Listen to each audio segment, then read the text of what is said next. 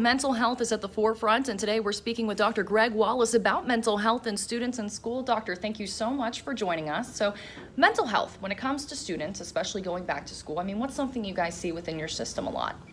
So we've certainly seen an increase in anxiety. That's a big issue with students, and I think the pandemic certainly made that worse. Students have felt less connected, more screen time, less kind of personal time.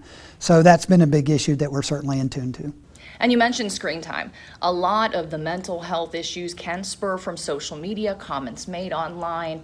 Talk about some of that. Yeah, so absolutely. One of the things that we certainly try to make sure students are aware of are the dangers of social media, that not everybody out there is positive and not everybody that's your friend is actually your friend. They're looking to do negative things, but also make awareness with parents. We want parents to be aware of who their students are talking to, what types of social media their students are using, some of the things that are available to students that parents may not be aware of.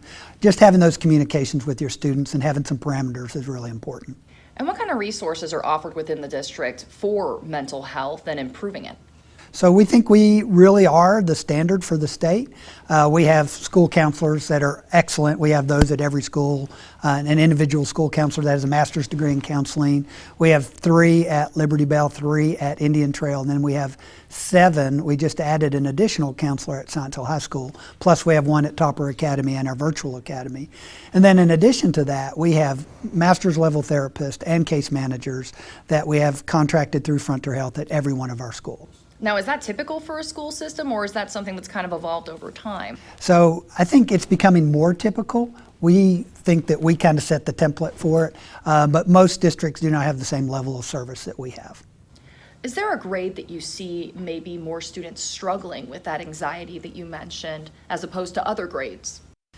So I think it's probably hard to always specifically pick a grade, but if I was pushed, I think middle school, because students are really coming into a lot of their own at that time. You know, their bodies are developing. There's a lot of other things that are going on. They're maybe transitioning from one group of a social network to another group of social networks. So I think that's probably the most difficult time universally.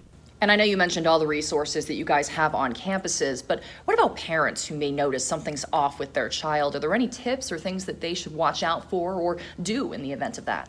So have those communications with your schools. I think that's very important. We try to be available to parents. We've also thought about or trying to push down into our elementary schools some additional resources during our family nights.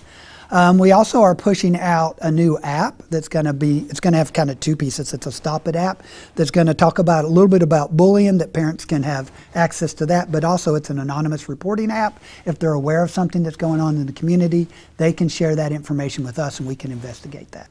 Dr. Wallace, thank you. Of course, if you are interested, you can look into that app that is for Johnson City Schools students and parents.